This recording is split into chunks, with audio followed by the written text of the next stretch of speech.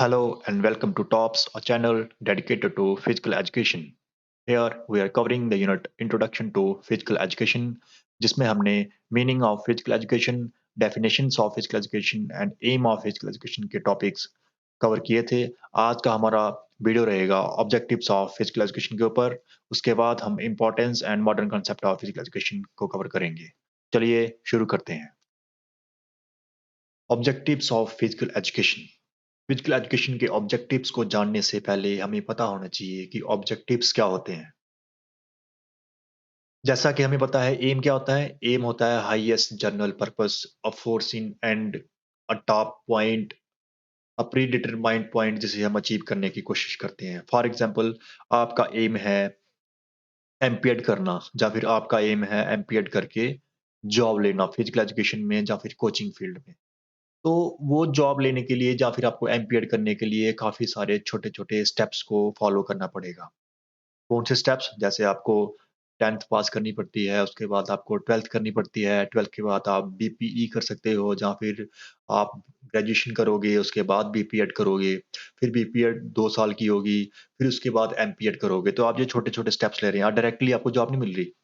आप छोटे-छोटे specific step ले रहे हो, अचीवेबल स्टेप्स ले रहे हो, क्योंकि आप ग्रेजुएशन कर सकते हो, अचीवेबल है। उसके बाद नेक्स्ट स्टेप आपका आएगा, आप बीपीएड करोगे। तो वहाँ पे भी 2 साल लगेंगे, first semester, second semester, third semester, fourth semester, फिर बीपीएड होगी। उसके बाद आपको एमपीएड करनी है, वहाँ पे भी 2 साल लगेंगे। तो काफ़ी सारे आप स्पेसिफिक, पर्टिकुलर, कंक्रीट और अचीवेबल स्टेप्स ले रहे हो। तो ऑब्जेक्टिव, तो आपका जो एम है एमपीएड, उसको अचीव करने के लिए जो आप छोटे-छोटे स्टेप्स ले रहे हो, उन स्टेप्स को बोलते हैं ऑब्जेक्टिव्स। आपका एम था एमपीएड करना, तो आपने जो स्टेप्स लिए उनको बोलते हैं ऑब्जेक्टिव। तो आप ऑब्जेक्टिव्स क्या हुए? स्पेसिफिक स्टेप्स, कॉन्क्रीट स्टेप्स और अचीवेबल स्टेप्स किसी भी एम को अचीव करने के लिए, उन्हें ऑब्जेक्टिव्स बोलते हैं। चलिए देखते हैं फिजिकल एजुकेशन के ऑब्जेक्टिव्स क्या हैं। Objectives of physical education. Physical education के ऑब्जेक्टिव्स को जानने से पहले हमें फिजिकल एजुकेशन का एम पता होना चाहिए। तो एम की वीडियो हमने कवर करी थी, उसमें हमने बताया था फिजिकल एजुकेशन का एम क्या है? होलसम पर्सनैलिटी डेवलप करना, मीन्स कंप्लीट पर्सनैलिटी डेवलप करना। तो कंप्लीट पर्सनैलिटी एक ही दम से एक ही दिन में तो नहीं आ जाएगी। कंप्लीट पर्सनैलिटी अचीव करने के लिए हमें काफ़ी सारी छोटी-छोटी क्वालिटीज़ डेवलप करनी पड़ेगी स्टूडेंट्स में। क्वालिटीज़ डेवलप करनी पड़ेगी, कौन-सी क्वालिटीज़? जैसे फिजिकली फिजिकली फिटनेस डेवलप करनी पड़ेगी, इमोशनली डेवलप करना पड़ेगा, सोशली डेवलप करना पड़ेगा, मोटर डेवलपमेंट करनी पड़ेगी, रिक्रिएशनल डेवलपमेंट करनी पड़ेगी। तो काफ़ी सारे छोटे-छोटे स्टेप्स फॉलो करने पड़ेंगे, तब जाके उस स्टूडेंट की, उस इंडिविजुअल की कंप्लीट पर्सनैलिटी डेवलप होगी।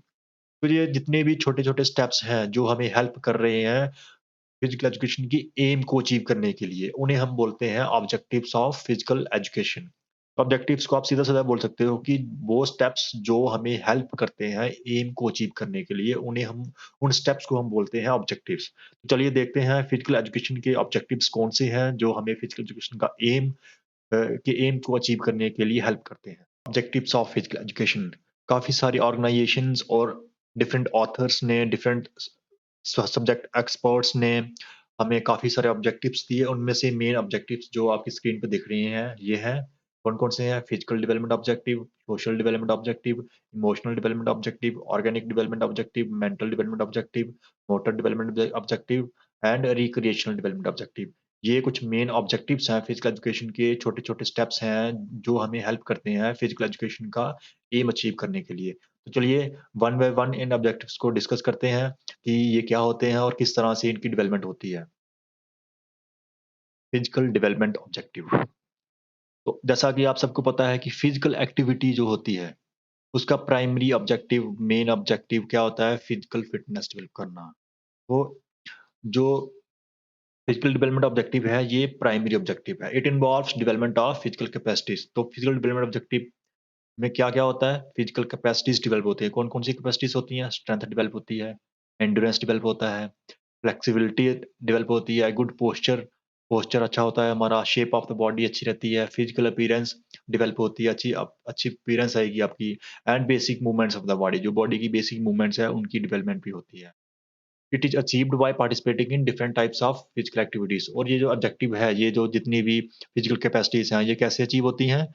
Bye participating in different types of physical activities. कौन सी physical activities? Like running, jumping, throwing, chasing hanging, pulling, pushing, bouncing, different games and supported by balanced diet and good environment.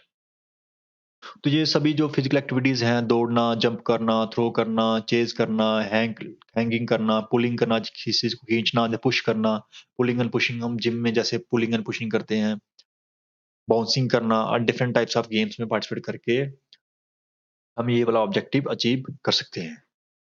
It involves तो इससे क्या होगा जो हम activities कर रहे हैं जितनी भी pulling, pushing, running, jumping, throwing वाली एक्टिविटीज़ कर रहे हैं, तो इनसे क्या होगा डेवलपमेंट ऑफ स्ट्रेंथ। स्ट्रेंथ कौन-कौन सी मैक्सिमम स्ट्रेंथ डेवलप होगी आपकी, आपकी एक्सप्लोसिव स्ट्रेंथ डेवलप होगी, आपकी स्ट्रेंथ एंड्योरेंस डेवलप होगी।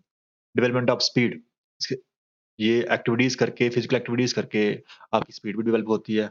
कौन-सी स्पीड? मूवमेंट स्पीड होगी, एक्सेलरेशन होगी, स्पीड एंड्योरेंस हो गया। डेवलपमेंट ऑफ एंड्योरेंस, एंड्योरेंस कौन-सा डेवलप होता है? एरोबिक एंड एनारोबिक दोनों टाइप के एंड्योरेंस डेवलप होते हैं। Development of good body compositions, body composition कौन-सी डेवलप होती है? Optimum level of fat, fat का ऑप्टिमम लेवल होता है, ना ज़्यादा ना कम, मसल मास अच्छा हो जाता है। Development of good body posture आपका सही हो जाता है फिजिकल एक्टिविटीज़ करके। Development of proper shape of the body, आपकी बॉडी की शेप है वो प्रॉपर हो जाती है। एक एस्थेटिक शेप बन जाती है, जो देखने में अच्छी लगे। Development of ability to perform daily routine activities with efficiency और साथ में आपकी जो अ, डेली रूटीन जो आप एक्टिविटी कर रहे हो, उसको परफॉर्म करने की एफिशिएंसी, आपकी एनर्जी प्रोडक्शन अच्छी हो जाती है, तो आप डेली रूटीन की एक्टिविटी अच्छी तरह से परफॉर्म कर सकते हो। आपको अनड्यू फटीग आपको थकान नहीं होती है। And development of attractive physical appearance और फिजिकल अपीयरेंस जो है वो काफ़ी अट्रैक्टिव हो जाती है आपकी। All this development leads to the development of high level of physical fitness which leads to achieve the physical development objective. तो ये जितनी भी डेवलपमेंट्स हो रही हैं, आपकी स्ट्रेंथ बढ़ रही है, स्पीड बढ़ रही है, एंड्योरेंस बढ़ रहा है, गुड बॉडी कंपोजिशन बढ़ रहा है, गुड बॉडी पोस्चर बन रहा है, proper shape of the body आ रही है। उसके बाद आपकी जो डेली रूटीन की जो एक्टिविटीज़ है वो आप एफिशिएंटली कर रहे हो, आपको थकान नहीं हो रही है, तो इन सब से क्या होगा आपका जो जो हमारा फिजिकल डेवलपमेंट ऑब्जेक्टिव है, इंडिविजुअल की फिजिकल फिजिकल फिटनेस डेवलप करने का ऑब्जेक्टिव है, वो अचीव हो रहा है by participating in different games and sports. तो ये तो बात हो गई हमारी फिजिकल डेवलपमेंट ऑब्जेक्टिव की। चलिए नेक्स्ट ऑब्जेक्टिव देखते हैं फिजिकल एजुकेशन का कौन-सा है? Social development objective. तो इससे करने से पहले हमें पता होना चाहिए कि सोशल डेवलपमेंट क्या होती है। Social development means development of good social qualities. जो सोशल क्वालिटीज़ हैं हमारी सोसाइटी की, उनको डेवलप करना उसे बोलते हैं सोशल डेवलपमेंट। तो कौन-कौन सी क्वालिटीज़ होते हैं? कोऑपरेशन, एक दूसरे के साथ कोऑपरेट करके चलना, ये एक अच्छी सोशल क्वालिटी है। Social group affiliation, respect of democratic values, हम डेमोक्रेसी में रह रहे हैं तो डेमोक्रेटिक वैल्यूज़ की हमें रिस्पेक्ट करना आना चाहिए। फ्रेंडशिप में रहना हमें आना चाहिए, दूसरों के साथ लड़ाई झगड़ा कम से कम करना चाहिए। ऑनेस्टी, ईमानदारी से रहना हमें आना चाहिए। Fair play, respect for others, दूसरों की रिस्पेक्ट करना, चाहे वो बड़ा हो, छोटा हो, कोलीग हो, तो उनकी रिस्पेक्ट करना हमें आना चाहिए। Obedience, sincerity, ability to adjust, society में एडजस्ट करने की एबिलिटी, फैमिली में एडजस्ट करने की एबिलिटी, ये हमें आनी चाहिए। ये सभी सोशल क्वालिटीज़ हैं। तो इनको डेवलप करना उसे बोलते हैं सोशल डेवलपमेंट। तो फिज़िकल एक्टिविटीज़ में पार्टिसिपेट करके ये डेवलपमेंट होती है। जब भी हम किसी ग्रुप एक्टिविटी में पार्टिसिपेट करते हैं, जैसे वॉलीबॉल हो गया, फुटबॉल हो गया, कबड्डी हो गया, तो कोई भी इंडिविजुअल जो पार्टिसिपेट कर रहा है ही और शी, उसे एम्पल अपॉर्च्युनिटी मिलती है दूसरों से इंटरैक्ट करने की। जिससे वो इंडिविजुअल कुछ ना कुछ सीखता है, सोशल क्वालिटीज़ सीखता है। क्योंकि ऐसे तो नॉर्मली आप इतने लोगों से इंटरैक्ट नहीं करते, बट जब आप गेम्स एंड स्पोर्ट्स में खेल रहे हो, तो आपको अलग-अलग तरह के लोगों के साथ इंटरैक्शन करने का मौका मिलेगा। आप उनकी टीम में होंगे या फिर उनके अपोनेंट में होंगे, तो आप उनसे इंटरैक्ट करोगे। उससे आपको क्या-क्या सीखने को मिलेगा? उससे आपको सीखने को मिलेगा द क्वालिटी टू कोऑपरेट, उन्स दूसरों के साथ कोऑपरेट करने की क्वालिटी, विद टीममेट्स, अपने टीममेट्स के साथ, group application and to adjust with others और दूसरों के साथ एडजस्ट करने की क्वालिटी आप में आएगी जब भी आप टीम गेम्स खेलोगे, जब भी आप गेम्स खेलोगे। The quality of friendship by overcome the political, economic, gender, racial and religious differences. तो दूसरी क्वालिटी आपकी डेवलप हो रही है कि अ, फ्रेंडशिप की कैसे? आप इकोनॉमिक, कोई गरीब है, अमीर है, दोनों इकट्ठे खेलते हैं। उसमें कोई गेम्स में कोई भी डिफरेंस नहीं होता, कोई भी लिमिट नहीं होती है। गरीब भी खेल सकता है, अमीर भी खेल सकता है। जेंडर डिफरेंस मेल फीमेल भी इकट्ठे खेलते हैं। रेशियल डिफरेंस आप ब्लैक हो, व्हाइट हो, कोई कोई इसमें नहीं देखा जाता। गेम्स में सभी एक जैसे होते हैं। रिलीजियस आप किसी भी रिलीजन के हो, तो भी आप इकट्ठे खेलोगे, तो उससे क्या होगा क्वालिटी ऑफ फ्रेंडशिप बनेगी। नेक्स्ट है quality of respect for own body, अपनी बॉडी की रिस्पेक्ट करोगे, आप फिज़िकली फिट नहीं हो तो कोशिश करोगे फिट होने की। तो अगर आप फिटनेस आपकी बढ़ रही है तो आप अपनी रिस्पेक्ट करोगे, हाँ जी, मेरी फिटनेस बढ़ रही है। तो अपनी ओन बॉडी की रिस्पेक्ट करोगे आप। कोच, जो आपका कोच है उसकी रिस्पेक्ट करनी पड़ती है खेलते समय। टीममेट्स की रिस्पेक्ट करनी पड़ती है, आप टीममेट्स को भी कुछ गलत नहीं बोल सकते।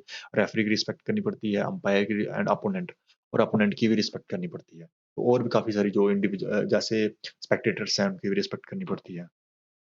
तो आप में एक क्वालिटी डेवलप हो रही है, क्वालिटी ऑफ रिस्पेक्ट, जो आपकी लाइफ टाइम आपको हेल्प करेगी, आप दूसरों की रिस्पेक्ट करना सीख जाओगे। The quality of respect of democratic values.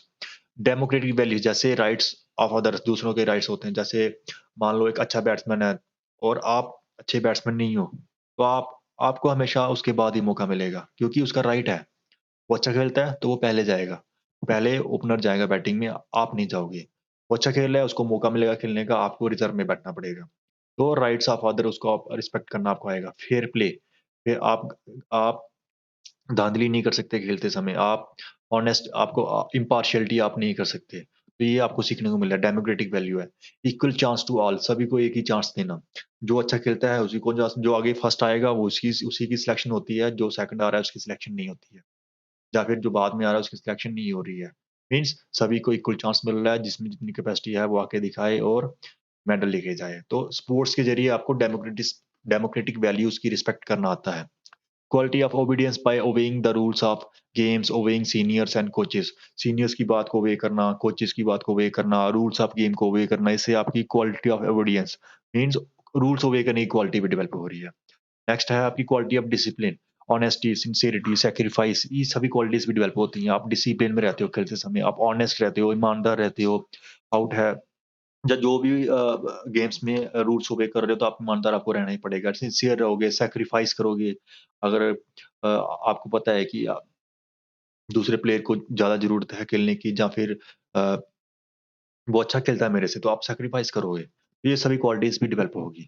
तो गेम्स एंड स्पोर्ट्स में पार्टिसिपेट करके आपकी कोऑपरेशन करने की क्वालिटी, फ्रेंडशिप की quality, respect for others, respect for democratic values, obedience of rules, quality of discipline, honesty, सभी क्वालिटीज़ डेवलप हो रही हैं। जब ये सभी क्वालिटीज़ डेवलप होगी तो आपकी सोशल डेवलपमेंट होगी। कोई भी इंडिविजुअल जो पार्टिसिपेट कर रहा है उसकी सोशल डेवलपमेंट हो रही है।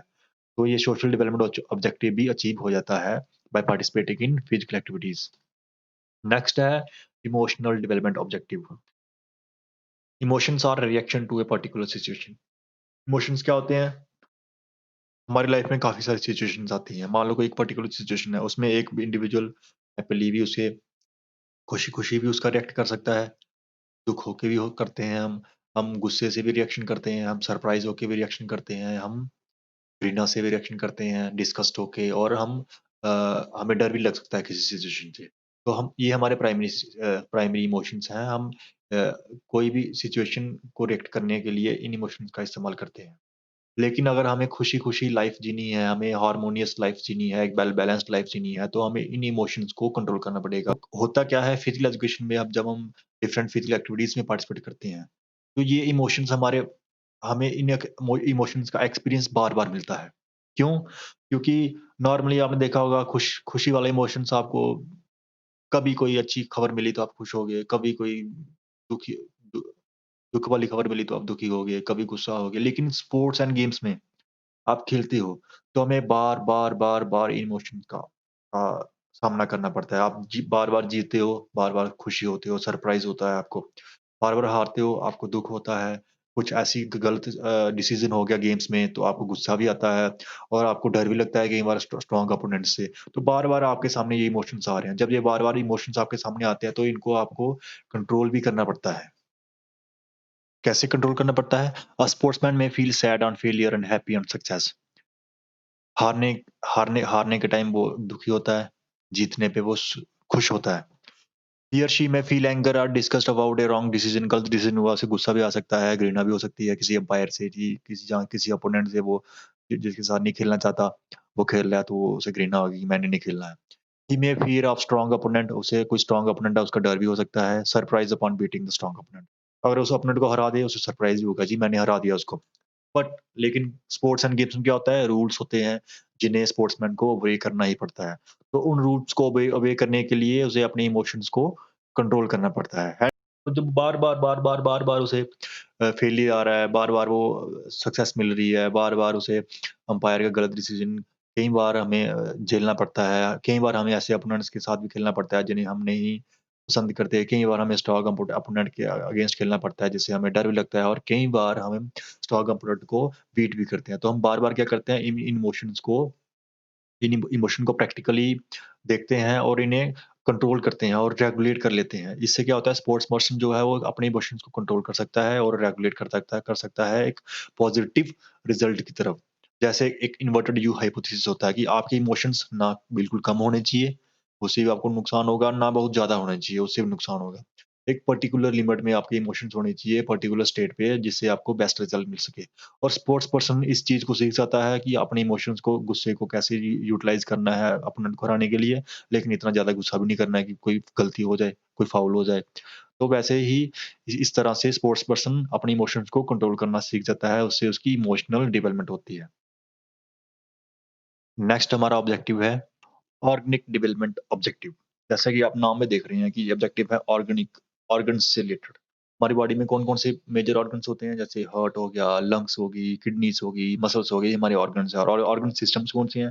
जैसे कार्डियोवास्कुलर सिस्टम हो गया, रेस्पिरेटरी सिस्टम हो गया, मस्कुलर सिस्टम हो गया, स्केलेटल सिस्टम हो गया, ये सभी हमारे ऑर्गन सिस्टम्स हैं। तो ऑर्गेनिक डेवलपमेंट होगी इन सिस्टम्स को डेवलप करना। तो फिजिकल एक्टिविटीज़ इन सिस्टम्स को कैसे डेवलप करती है? जब भी हम किसी फिजिकल एक्टिविटी में पार्टिसिपेट करते हैं, जैसे रनिंग होगी, जंपिंग होगी, थ्रोइंग होगी, तो उनमें पार्टिसिपेट करने के लिए हमें किस चीज़ की ज़रूरत है? हमें एनर्जी की ज़रूरत है और वो एनर्जी हमें काफ़ी ज़्यादा एनर्जी चाहिए होती है वहाँ पे। तो इस उस एनर्जी डिमांड को फुलफ़िल करने के लिए ये जितने भी सिस्टम हैं, जैसे कार्डियोवास्कुलर सिस्टम है, रेस्पिरेटरी सिस्टम है, मस्कुलर सिस्टम है, स्केलेटल सिस्टम है, नर्वस सिस्टम है, ये हाई लेवल पे परफ़ॉर्म करते हैं ताकि हमारी जो एनर्जी नीड है एक्टिविटी करने की वो पूरी हो सके। तो उससे इनको बहुत ज़्यादा अच्छा परफ़ॉर्म करना पड़ता है। उसके साथ-साथ ही जब हम वो एक्टिविटी खत्म कर देते हैं, हमने रनिंग, जंपिंग कर दी, उसके बाद हम रिकवरी कर रहे हैं, रेस्ट ले रहे हैं। तो रेस्ट के टाइम पे भी हमारी बॉडी को रिकवरी के लिए इन्हीं सिस्टम्स को काफ़ी ज़्यादा परफ़ॉर्म करना पड़ता है। जैसे और उसके साथ-साथ जैसे एक्सक्रीटरी सिस्टम है, एंडोक्राइन सिस्टम है, स्किन है और अदर वाइटल ऑर्गन्स है, ये सभी रिकवरी में काफ़ी अहम ये रोल अदा करते हैं। तो होता क्या है, पहले तो इन्हें एनर्जी प्रोड्यूस करने के लिए काम करना पड़ता है, उसके बाद रिकवरी के लिए काम करना पड़ता है, तो इनके ऊपर काफ़ी लोड पड़ता है। इस वजह से क्या होता है, इस वजह से जब बार-बार हम फिजिकल एक्टिविटीज़ करते हैं, बार-बार रनिंग करते हैं, रेगुलरली हम ट्रेनिंग कर रहे हैं, या एक्टिविटीज़ कर रहे हैं, गेम्स में खेल रहे हैं, तो इन सिस्टम से बार-बार लोड पड़ता है। इससे क्या होता है, इनमें एक परमानेंट चेंज आ जाती है। परमानेंटली ये स्ट्रॉन्ग हो जाते हैं एनर्जी प्रोड्यूस करने के लिए और परमानेंटली ये स्ट्रॉन्ग हो जाते हैं रिकवरी के लिए। मीन्स परमानेंट इनके सिस्टम में स्ट्रक्चर और फंक्शनल चेंजेज़ आती हैं। इनका स्ट्रक्चर भी चेंज हो जाता है और इनका फंक्शन भी चेंज हो जाता है। तो इससे कुछ मेन चेंजेज़ कौन-कौन सी हैं? जैसे exercise leads to increase in size of the heart. हमारा हार्ट साइज़ बड़ा हो जाता है, हमारे मसल्स जो हैं वो बड़े हो जाते हैं, स्ट्रॉन्ग हो जाते हैं। जैसे आपने देखा होगा कि जो बच्चे जिम करते हैं, जो भी इंडिविजुअल जिम में पार्टिसिपेट कर रहा है, उसकी मसल्स स्ट्रॉन्ग होना और उनका साइज़ बढ़ना शुरू हो जाता है। इंप्रूवमेंट इन ब्लड सर्कुलेशन अच्छी हो जाती है, इन्हेल और एक्सहेल ऑफ एयर ये इंप्रूवमेंट हो जाता है। आप ज़्यादा ऑक्सीजन इन्हेल कर सकते हो, ज़्यादा कार्बन डाइऑक्साइड एक्सहेल कर सकते हो। Improvement in digestion and absorption of food, आपकी डाइजेस्टिव सिस्टम भी अच्छा हो जाता है, आपकी डाइजेशन अच्छी हो जाती है गेम्स खेलने के बाद। आपका खाना जो है अच्छी तरह से डाइजेस्ट होता है। इंक्रीज़ इन ब्लड वॉल्यूम, हमारा ब्लड वॉल्यूम भी बढ़ जाता है, हमारे ब्लड ब्लड की जो टोटल वॉल्यूम है उससे भी थोड़ा-सा ज़्यादा ब्लड हो जाता है, इससे हमें ज़्यादा एनर्जी मिलती है। Improvement in energy production by muscles, muscles जो हैं वो ज़्यादा एनर्जी प्रोड्यूस करते हैं, किडनीज़ अच्छा काम करती हैं, उससे हमारी बोन्स हैं उनकी ग्रोथ और डेवलपमेंट भी होती है, बोन्स की ग्रोथ भी होती है, साथ-साथ में उनकी डेवलपमेंट भी होती है, उनकी थिकनेस भी बढ़ती है, वो स्ट्रॉन्ग भी होती हैं। Improvement in secretion of different glands, और हमारे जो बॉडी के डिफरेंट ग्लैंड्स हैं, एंडोक्राइन और एक्सोक्राइन ग्लैंड्स हैं, उनकी सिक्रेशन अच्छी हो जाती है और ग्लैंड्स की सिक्रेशन अच्छी होने से भी हमारा बॉडी फंक्शनिंग इंप्रूव होती है। तो ये सभी जब चेंजेस आएँगी तो उससे क्या होगा, all these improvement leads to achievement in organic development objective. तो हमारी जो ऑर्गेनिक डेवलपमेंट है, ऑर्गन्स की डेवलपमेंट है, वो अचीव होती है। नेक्स्ट ऑब्जेक्टिव है कॉग्निटिव, इंटेलेक्चुअल और mental development objective. Cognitive functioning cognitive functioning और मेंटल प्रोसेसिंग। कॉग्निटिव फंक्शनिंग को हम मेंटल प्रोसेसिंग भी बोल सकते हैं और मेंटल इन जो इन्फॉर्मेशन प्रोसेसिंग होती है हमारी ब्रेन की, हमारा ब्रेन ही कंट्रोल यूनिट है हमारी बॉडी का। तो मेंटल प्रोसेसिंग कैसे होती है, हम एक एग्जांपल से समझते हैं। मान लो एक बर्फ का आइस का क्यूब पड़ा हुआ है, ठीक है? काफ़ी ठंड है, सर्दियाँ चल रही हैं। और आपने उस क्यूब को टच किया, तो उससे क्या होगी आपको सेंसेशन होगी कि ये चीज़ ठंडी है। अगर आपको पहले नहीं पता है उस चीज़ का, तो सेंसेशन होगी, आप रिसीव करोगे कि हाँ, ठंडी है। वो आपकी जो सेंस ऑर्गन्स हैं टच के, वो बताएँगे, वो ब्रेन को सिग्नल भेजेंगे कि ये जो क्यूब है, ये ठंडा है, काफ़ी ठंडा है। उससे आपकी अटेंशन जाएगी उस पे और आप उसको छोड़ दोगे। और साथ में छोड़ने के बाद आपको लर्निंग हो जाएगी कि क्यूब जो है वो काफ़ी ठंडे होते हैं, आइस क्यूब। और उसके साथ-साथ ही आप रिटेंशन ऑफ इन्फॉर्मेशन मेमोरी और अपनी मेमोरी में आप उसको इस लर्निंग करके उसको सेव कर लोगे and remind it when needed. और नेक्स्ट टाइम जब आप उस क्यूब को देखोगे, तो आपको याद आ जाएगा कि ये आइस क्यूब है और ये ठंडा होता है, सर्दियों में इसे टच करने से अच्छी फीलिंग नहीं आती है। गर्मियों में तो आप टच करोगे, सर्दियों में इसे टच करोगे तो अच्छी फीलिंग नहीं आती है, इससे नुकसान भी हो सकता है, फ्रॉस्ट बाइट भी हो सकता है, तो काफ़ी सारे नुकसान हो सकते हैं। ये होगी मेंटल प्रोसेसिंग। मेंटल प्रोसेसिंग क्या होगी? एक तो सेंस कर रहे हो आप चीज़ को, परसीव कर रहे हो, इन्फॉर्मेशन को प्रोसेस करके उसे ब्रेन तक पहुँचा रहे हो, ब्रेन फिर लर्निंग कर रहा है और रिटेन कर रहा है, उस चीज़ को सेव कर रहा है और साथ में रिमाइंड भी करेगा जब आपको उसकी ज़रूरत होगी। तो जब आप डिफरेंट गेम्स एंड स्पोर्ट्स में पार्टिसिपेट करते हैं, तो आपकी जो ये बॉडी की कैपेसिटी है मेंटल प्रोसेसिंग की, ये इम्प्रूव होती है। कैसे? आइए देखते हैं। सबसे पहले क्या लिखा है? Mental alertness and deep concentration during play. जब खेलते समय आपको मेंटली अलर्ट रहना पड़ता है, कॉन्संट्रेट रहना पड़ता है। For example batsman concentrate on bowler to know the line, length, speed and turn of the ball. कोई अगर मान लो बैट्समैन वो खेल रहा है, तो वो क्या करेगा? वो कॉन्संट्रेट करेगा और अलर्ट रहेगा और कॉन्संट्रेट करेगा किसके ऊपर? कि जो बॉलर बॉल फेंक रहा है उसकी लाइन क्या है, उसकी लेंथ क्या रहेगी, कहाँ पे टप्पा खाएगी, किस साइड पे जा रही है, कितनी स्पीड से आ रही है और क्या वो टर्न तो नहीं कर रही। तो वो डीपली अलर्ट रहना पड़ेगा और कॉन्संट्रेट करना पड़ेगा उसको। इससे उसकी एक एबिलिटी डेवलप होगी। नेक्स्ट है करेक्ट परसेप्शन ऑफ मूवमेंट्स। तो उसके साथ-साथ वो ओपोनेंट की मूवमेंट को परसीव कर रहा है, देख रहा है अच्छी तरह से। For example a batsman trace the hand of the spin bowler to know the type of spin imparted to the ball. मान लो एक स्पिन बॉलर है, वो बैट्समैन को बॉलिंग करवा रहा है, तो बैट्समैन क्या करता है, उसके हाथ की मूवमेंट को परसीव करता है। कि वो किस साइड टर्न करेगा, किस साइड कैसी मूवमेंट करी उसके हाथ ने, उसकी मूवमेंट को परसीव करके वो जान लेता है कि इसने लेग स्पिन डाली, ऑफ स्पिन डाली, दूसरा डाला, स्ट्रेट डाला, किस तरह से बॉल आई वो। Processing of information during play. For example, a fielder during catching a cricket ball process information about the height of the ball, place of landing of the ball, position of hands and position of his body in relation to the boundary। तो एक example है कि information processing कैसे हो रही है। मान लो आप क्रिकेट खेल रहे हो, ठीक है? बैट्समैन ने शॉट लगाया, आप फील्डर हो, तो आप कैच करना चाहते हो बॉल को। बॉल काफ़ी हाइट में है, तो उससे वहाँ पे आपको क्या-क्या प्रोसेस करना पड़ेगा कि बॉल की हाइट कितनी है? वो कब तक मेरे पास पहुँचेगी? बॉल कहाँ लैंड करेगी? अगर आप फील्डर हो तो आप बॉल की लैंडिंग पॉइंट पे जाओगे तभी आप कैच कर पाओगे। अगर उससे थोड़ी-सी साइड पे हो तो बॉल नीचे गिर जाएगी। Position of his hands means जो हिज मीन्स आपके लिए बोल रहे हैं यहाँ पे कि आपकी हैंड्स की पोजीशन भी एक पोजीशन पे होनी चाहिए तभी कैच होता है। अगर आपका एक हाथ राइट साइड है, दूसरा लेफ्ट साइड है तो आप कैच कैसे करोगे? Position of his body in relation to the boundary. और साथ-साथ में अगर मान लो वो कैच बाउंड्री के पास है तो आपको बाउंड्री का भी ध्यान रखना पड़ेगा कि कहीं मेरे पाँव बाउंड्री के साथ टच नहीं हो रहे। आपने काफ़ी मैचेस में देखा है कि कितनी हाईएस्ट एबिलिटी होती है प्लेयर्स की कि इतनी ज़्यादा मेंटल प्रोसेसिंग होती है, वो बाउंड्री के ऊपर जंप करके, कैच करके उसको बॉल को अंदर थ्रो करते हैं, हवा में उठ के फिर वापस आके फिर कैच करते हैं उसको। तो उनकी highest level of mental processing हो रही होती है। तो इस तरह की सिचुएशन हर एक गेम में आती है, हर एक स्पोर्ट्स में आती है जिससे उस इंडिविजुअल की मेंटल प्रोसेसिंग इंप्रूव होती है। Fast mental processing to respond to a stimulus. For example, a kabaddi player raider respond to a moving opponent catcher and try to escape. तो प्रोसेसिंग तो हो रही है लेकिन वो फास्ट होना भी बहुत ज़रूरी है। जैसे एक कबड्डी प्लेयर है, रेडर जो है वो रेड करने जाता है, उसे पता है कि किसी कैचर ने उस पे अटैक किया, तो वो वहाँ से जल्दी निकलने के लिए डिसीज़न लेता है कि मैंने किस साइड भागना है, कब भागना है। तो फास्ट मेंटल प्रोसेसिंग हो रही है। Fast decision making. For example, a batsman decide to play different shot within fraction of seconds by judging the line, length, speed and spin of the ball.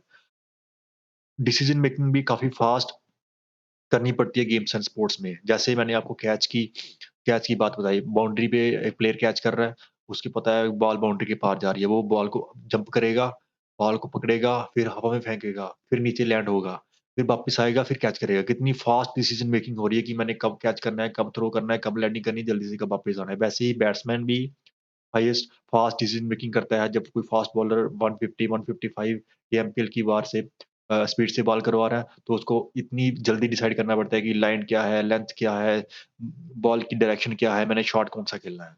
Learning of new techniques and strategies. For example, a player learn new techniques, rules, regulations, and strategies of the game and remember them during play. वो learning games and sports में नई-नई techniques, नई-नई strategies को भी सीखना पड़ता है। उससे लर्निंग जो एबिलिटी है ब्रेन की, वो डेवलप होती है। Quick application of required techniques and strategies during playing. Strategies उसने सीख तो ली, उसे गेम्स में जल्दी से जल्दी अप्लाई करना। For example, a volleyball player drops the ball instead of smashing if he faces strong block. For example, यहाँ पे एग्जाम्पल ले रहे हैं कि वॉलीबॉल प्लेयर उसने जंप किया और स्मैशर है, वो स्मैश लगाने वाला है बॉल को। लेकिन उसने देखा कि जो ब्लॉकर है वो बहुत स्ट्रॉन्ग है, तो उसने अपनी स्ट्रैटेजी अब चेंज कर ली, थोड़ी-सी टेक्निक चेंज करी, उसने ड्रॉप कर दी और पॉइंट ले लिया। तो ये बहुत जल्दी quick application of required techniques, उसको क्विक अप्लाई करना, टेक्निक को और स्ट्रैटेजी को अप्लाई करना, ये भी काफ़ी ज़्यादा देखा जाता है गेम्स और स्पोर्ट्स में, इससे भी ब्रेन की एबिलिटी डेवलप होती है। Interpretation of rules and regulations of the event, और साथ-साथ में रूल्स एंड रेगुलेशंस होते हैं जो गेम्स के, उनको भी इंटरप्रेट करना और साथ में उनको अप्लाई करना। All these challenges leads to development of high level of cognitive functioning. Apart from this, knowledge about health and hygiene, communicable disease, structure and function of human body is also provided with further widen the intellect of the an individual. ये तो बातें हो गई ऊपर जो fast जो mental processing है, इसके साथ-साथ और भी काफ़ी सारी नॉलेज हमें दी जाती है, जिससे हमारी जो कॉग्निटिव, इंटेलेक्चुअल और मेंटल डेवलपमेंट होती है, और हमारा जो कॉग्निटिव, इंटेलेक्चुअल और मेंटल डेवलपमेंट ऑब्जेक्टिव है, वो अचीव होता है through games and sports. Next है हमारा motor development objective. Motor development means development of neuromuscular coordination. Motor development आपकी न्यूरोमस्कुलर कोऑर्डिनेशन से रिलेटेड है। न्यूरोमस्कुलर कोऑर्डिनेशन क्या होता है? Neuromuscular coordination means coordination between nervous system, neuro means nervous and muscular system, muscular mean muscles. Nervous system और muscular system में जो आपका कोऑर्डिनेशन है, जो आपका तालमेल है, उसे बोलते हैं न्यूरोमस्कुलर कोऑर्डिनेशन, और इसको डेवलप करना होता है motor development bye participating in physical activities. जब भी हम फिजिकल एक्टिविटीज में पार्टिसिपेट कर सकते हैं, कोई भी इंडिविजुअल पार्टिसिपेट करता है, वो क्या-क्या सीखता है? बॉडी कंट्रोल सीखता है, आपका बॉडी बैलेंस बनाना उसे सीखेगा। बॉडी बैलेंस बनाने के लिए काफ़ी डिफरेंट टाइप्स ऑफ मैकेनिक्स जो है वो कंट्रोल करने पड़ते हैं बॉडी के। डेप्थ परसेप्शन, आप जंपिंग कर रहे हो, तो आपकी डेप्थ परसेप्शन होती है, आपको पता है कि ये मैं इतना जंप कर सकता हूँ, मैं ये सीधा-सीधा फॉर एग्ज़ाम्पल अगर आप किसी छत पे खड़े हो तो आपको पता होता है कि नीचे ये कितनी डेप्थ है, मैं जंप कर पाऊँगा, नहीं कर पाऊँगा, मेरी टाँग टूटेगी, नहीं टूटेगी। अमाउंट ऑफ फोर्स अप्लाइड, आप खेलते समय जो फोर्स अप्लाई करते हो उसको भी कंट्रोल करते हो। Range of motion in joints, आपकी बॉडी के जो जॉइंट्स हैं उनका रेंज ऑफ मोशन है उसे भी कंट्रोल करना पड़ता है खेलते समय। Reception of different parts of the body, अपनी बॉडी के जो अलग-अलग पार्ट्स हैं उनकी पोजीशन कहाँ है, वो भी हमें खेलते समय कंट्रोल करनी पड़ती है। And their position during movements etcetera.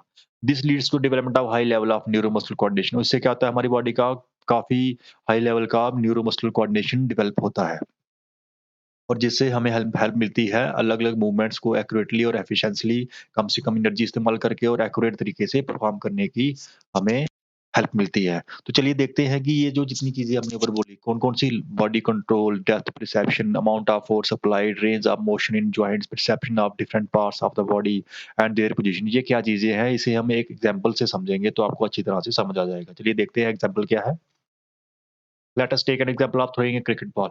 मान लो एक सिंपल एग्जांपल मैं बता रहा हूँ कि आपने एक बॉल को थ्रो करना है, बॉल को फेंकना है। सबसे पहला स्टेप क्या होगा? बॉल को होल्डिंग द बॉल, आपको बॉल को पकड़ना पड़ेगा। भाई बॉल को पकड़ने के लिए अगर आप बिल्कुल कम एनर्जी कम फोर्स लगाओगे हाथों की, तो वो बॉल आप आपके हाथ में पकड़ी नहीं जाएगी, वो गिर जाएगी। ठीक है? और अगर आप बहुत ज़्यादा फ़ोर्स लगाओगे, तो जब आप थ्रो करोगे उस बॉल को, तो आपने बिल्कुल टाइट करके पकड़ा हुआ है, वो बॉल छूटेगी ही नहीं, थ्रो ही नहीं होगी। तो आपको एक पर्टिकुलर अमाउंट ऑफ फ़ोर्स लगानी पड़ेगी बॉल को ग्रिप करने के लिए। तो आप वो वो फ़ोर्स आप किसी इंस्ट्रूमेंट से मेज़र नहीं करते कि मैंने कितनी न्यूटन मीटर फ़ोर्स लगानी है। वो हमारा ब्रेन, हमारा न्यूरोमस्कुलर कोऑर्डिनेशन होगा, तो हम उस उस फ़ोर्स से उस बॉल को पकड़ सकेंगे। अगर छोटा बच्चा है कोई, उसे आप बोलोगे बॉल थ्रो करने के लिए, वो उसका कोऑर्डिनेशन इतना अच्छा डेवलप नहीं होता। वो बॉल को उठाता है, वो हाथ को अपने बॉडी से पीछे लेके जाएगा थ्रो करने के लिए, बॉल पीछे गिर जाएगी क्योंकि वो इतनी फ़ोर्स नहीं लगा पाएगा। या फिर वो इतनी टाइट पकड़ लेगा, वो थ्रो करेगा, बॉल छूटेगी नहीं उससे। मीन्स हम जब जब बार-बार थ्रोइंग करते हैं, तो हमारी जो फ़ोर्स अप्लाई करने की कैपेसिटी है कि कितनी फ़ोर्स अप्लाई करनी है, वो हमें पता चल जाता है। अगर आपने फ़ास्ट स्पीड से हाथ घुमाना है, तो आपको बॉल थोड़ी टाइट पकड़नी पड़ेगी। अगर आपने थोड़ा-सा धीरे बॉल फेंकनी है, तो आप उसको थोड़ा ढीला भी पकड़ सकते हो। लेकिन ये कितनी ढीली पकड़नी है, कितनी टाइट पकड़नी है, ये आप किसी इंस्ट्रूमेंट से मेज़र नहीं करते कि कितनी फ़ोर्स लगाऊँ। ये हमारा ब्रेन का कोऑर्डिनेशन होता है, वो अपने आप ही मेज़र कर लेता है। Then you have to throw the ball towards wicket. If you cannot control range of your joints, you cannot throw the ball at wickets. And also, if you apply less force in throwing, the ball will not reach the wicket. And if you apply more force, ball will pass over the wickets. तो पहला step तो आपने ball उठाई, ठीक है? Ball उठाने के बाद उसको ग्रिप करा, वो आपने कंट्रोल सीख लिया, ठीक है? दूसरी बात है आपका रेंज ऑफ मोशन। आपने बॉल थ्रो करी, आपका कितना रेंज है, आप हाथ को कितने एंगल पे बॉल फेंक रहे हो। ठीक है? उसको कंट्रोल करने के लिए आपका एल्बो का एंगल, आपका शोल्डर का एंगल, इनका रेंज आपको कंट्रोल करना पड़ेगा। अगर आपने बिल्कुल ही लो एंगल में बॉल फेंकी, मान लो विकेट है 30 मीटर दूर है विकेट, आपने बॉल थ्रो करी 30 मीटर दूर। आपने बिल्कुल लो एंगल में बॉल फेंकी, वो पहले ही टपा खा जाएगी, आगे नहीं जाएगी। आपने हाई एंगल में बॉल फेंक दी, वो विकेट कीपर से ऊपर से ही निकल जाएगी। आपने एक साइड एंगल में बॉल फेंकी, वो साइड पे बॉल चली जाएगी, विकेट कीपर के पास नहीं जाएगी। दूसरी साइड पे लेफ्ट साइड में फेंकी, तो अब बॉल लेफ्ट साइड में चली जाएगी। मीन्स आपको आपका रेंज जो है जॉइंट का, वो कंट्रोल करना पड़ेगा कि मैं किस रेंज पे बॉल फेंकूँ।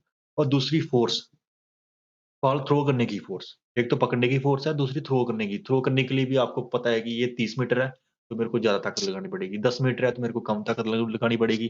50 मीटर है, तो मेरे को पूरी फुल स्ट्रेंथ लगानी पड़ेगी, तब 50 मीटर जाके बॉल थ्रो होगी। तो वो फ़ोर्स भी आप कंट्रोल कर रहे हो ऑटोमैटिकली। ऑटोमैटिकली आप कोई इंस्ट्रूमेंट नहीं है। आप आँखों से देख रहे हो, परसीव कर रहे हो, तो फिर थ्रो कर रहे हो। और जिनका कोऑर्डिनेशन अच्छा होता है, वो बिल्कुल एक्यूरेट थ्रो करते हैं, उनकी बॉल बिल्कुल एक्यूरेट स्टंप पे जाती है।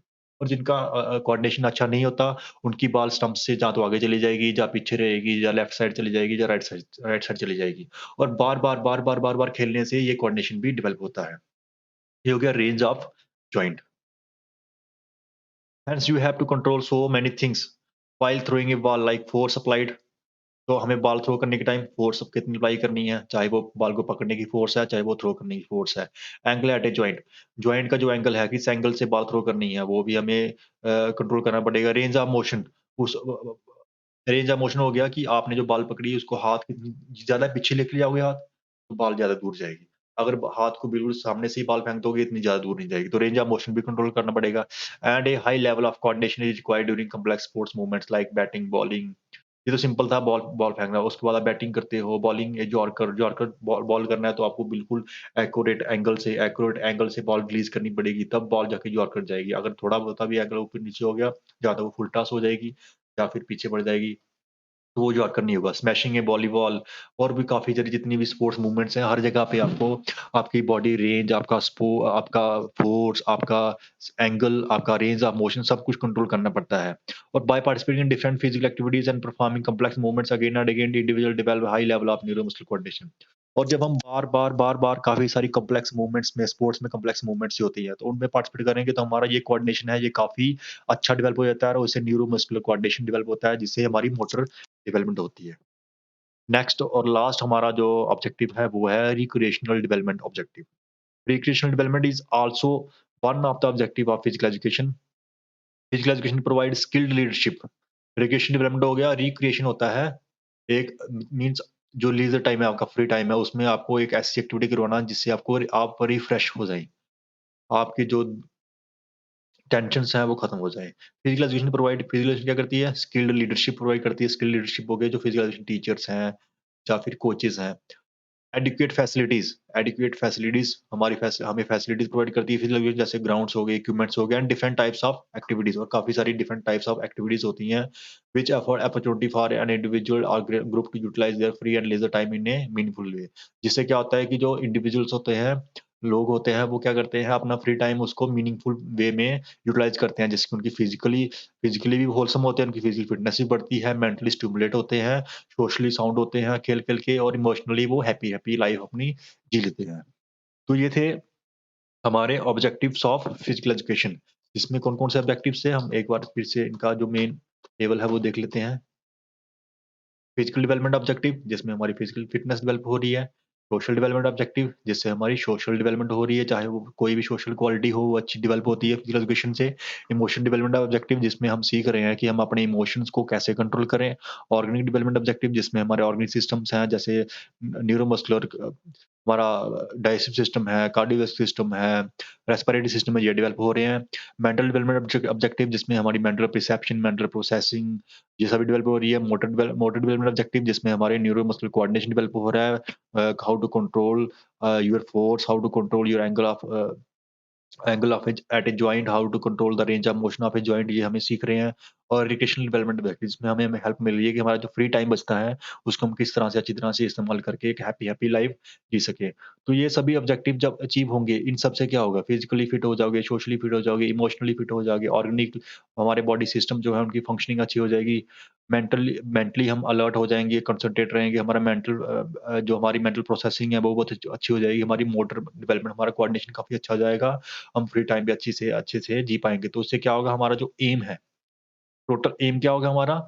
एम है हमारा फिजिकल एजुकेशन का ओवरऑल पर्सनैलिटी। तो ये सभी डेवलप होगा तो हमारी ओवरऑल पर्सनैलिटी ऑटोमैटिकली डेवलप हो ही जाएगी। तो हम कंक्लूड कर सकते हैं कि जो ऑब्जेक्टिव्स ऑफ फिजिकल एजुकेशन है, वो स्टेप्स हैं हमारे एम को अचीव करने के लिए, फिजिकल एजुकेशन के एम को अचीव करने के लिए। कौन-सा एम? ओ overall personality, total personality develop करने का जो एम है, उसको अचीव करने के लिए ये जो स्टेप्स हैं, ये जितने भी स्टेप्स हैं, इनको हम बोलते हैं ऑब्जेक्टिव्स ऑफ फिजिकल एजुकेशन। तो आज के लिए इतने काफ़ी है। अ, अभी हमारी जो वीडियोज़ होगी, मीनिंग ऑफ फिजिकल एजुकेशन पे वीडियो होगी, डेफिनिशंस ऑफ फिजिकल एजुकेशन पे वीडियो होगी, एम ऑफ फिजिकल एजुकेशन पे वीडियो होगी, ऑब्जेक्टिव्स पे आज वीडियो होगी। उसके बाद हम करेंगे इंपॉर्टेंस ऑफ फिजिकल एजुकेशन और लास्ट वाला कांसेप्ट होगा modern concept of physical education. इससे हमारा ये वाला यूनिट कंप्लीट हो जाएगा। Till then take care, thank you.